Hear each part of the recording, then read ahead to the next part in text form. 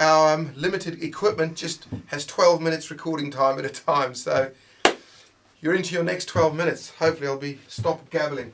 And for all of those who think I'm gabbling on a bit too much, the only reason I'm doing this is I've always wanted to find someone where I can look at all this stuff and it's all in one little place. And if it gets boring, it's simple. Just hit the button. Ping! I'm gone. I'm in cyberspace. That's the beauty of the net. Now, where was I? I've lost the plot. Okay. This is a nice guitar. This is another guitar that really blows my mind every time I pick it up. And I affectionately call this the Dalek's handbag because it's an odd shape, without a doubt. And I think it's a wonderful shape.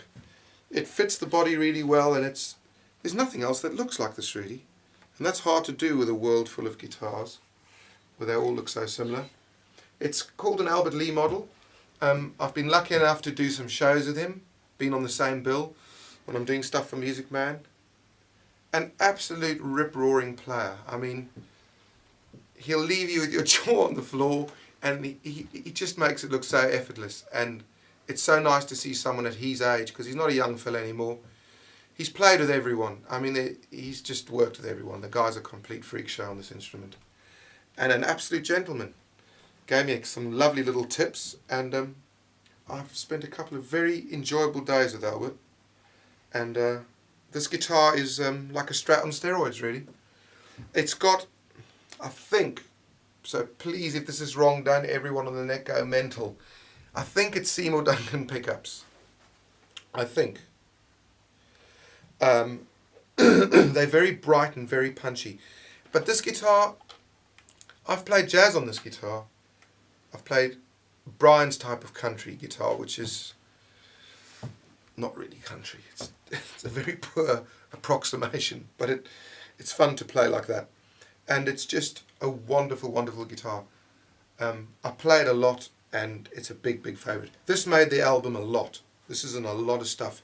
This did, what did this do? It did Acid Cowboy. It did My Hawaii. Excuse me. It's done a lot of stuff. A lot of rhythm guitar, and it took the lead vocals. I always call it the vocals because I've got a crap voice.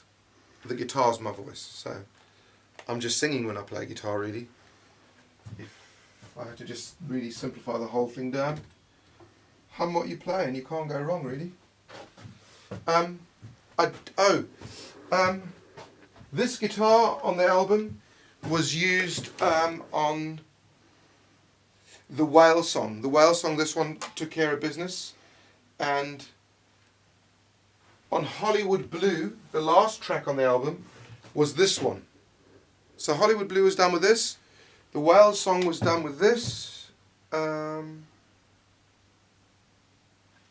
My Bud Bob was done with this one. Yep. So I think there you have pretty much what everything was done with. What have I left out yet? Which ones haven't I spoken about yet? Have I done the Gibson? Yeah.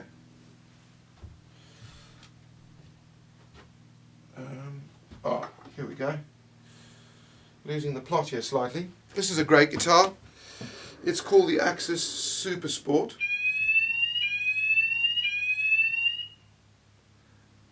I think that was a alarm of some sort. I don't know what it is. I've never heard that noise in my life before. But we'll just carry on. This is the Axis Super Sport. An absolutely beautiful guitar. 2 humbuckers. Tremolo that I like. Everything's like all the other guitars. Maple neck. It's a very rocky sounding guitar. And great for blues and rock. But also versatile. You can do a lot of other stuff with this. It's got a real bark attitude. This is probably the most barky of all the guitars. It's got that real, I don't know how to explain it, but I really enjoy this guitar. And if you want pretty, well, there's nature doing its thing in all its glory. That you can't.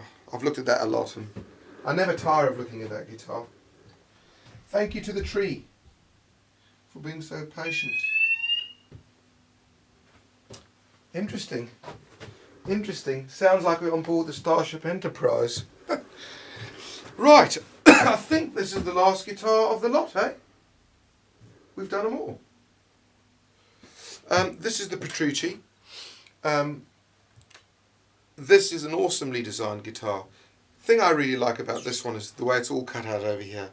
It is so comfortable. Your hand just, it feels so nice. This is the only guitar I've ever had that's got that. And the way I got to get this guitar is I was at the London Guitar Show and a friend of mine plays this guitar. And I had a go and I just thought, oh my God, this lets me play. It is so easy to play this guitar. This is one of the easiest guitars I've ever played, ever, anywhere. And I love the tremolo. This is the only one of the Music Man tremolos. I think some of the guitars on Music Man you can get a locking tremolo. I haven't got any locking trems. It's just not what I'm into. But this one isn't locking. But this, what John Peterucci did when he designed this, and I really think this is an incredible design. It's non-locking, but what he's done is the tremolo sits dead flat. So normally, if this makes any sense, my trem's like that.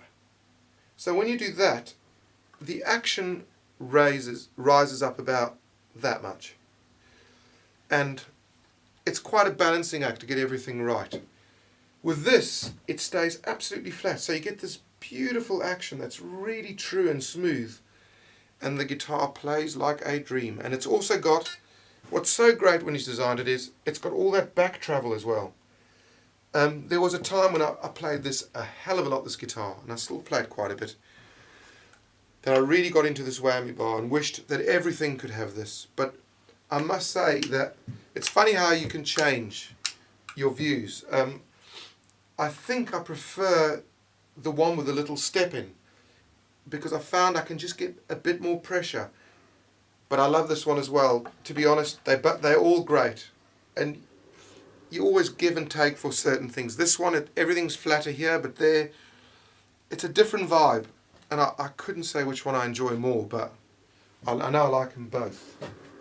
A quick edit, I forgot one of the guitars out that's, it's not a Music Man, but it's a great guitar and it's got a funny story how I got this. It's a cracker. This is a great guitar. It's a Gibson ES337. I call it a 335. I think it's a 335. I look at it as a 335. I got this one in Hawaii in the car boot sale again, but not the same time that I got the nylon string. It was a couple of years down the road, because whenever I'm in Hawaii, I always go to the car boot sale. It's just brilliant. Can't resist them.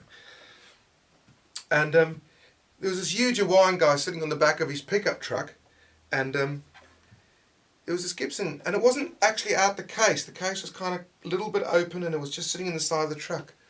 And I said, "What's in that?" And he went, "Eh, brah, it's a Gibson." And I went, "Is it for sale?" He went, "Yep, it's for sale." I said, "How much do you want for it?" And he said something like $375. I don't know if anyone knows much about Gibson guitars, but that for $375 is really good. I didn't argue with him. I just bought it. I've had it for many, many years. It's just one of those things. It gets a great sound, and it's my only semi-acoustic I've got that's of this quality. And I'm very lucky to have this. Thank you to the big Hawaiian brother kind in Hawaii. So those are all the guitars. Thanks to Strings and Things and Music Man I feel really lucky to have so many incredible guitars that I can just plug in at will, and they always do what I need for any sound I need, and very lucky to have them all, really. Thank you guys. In the next video I'll be doing pedal boards, amp heads and pedals. Take care peeps. Bye.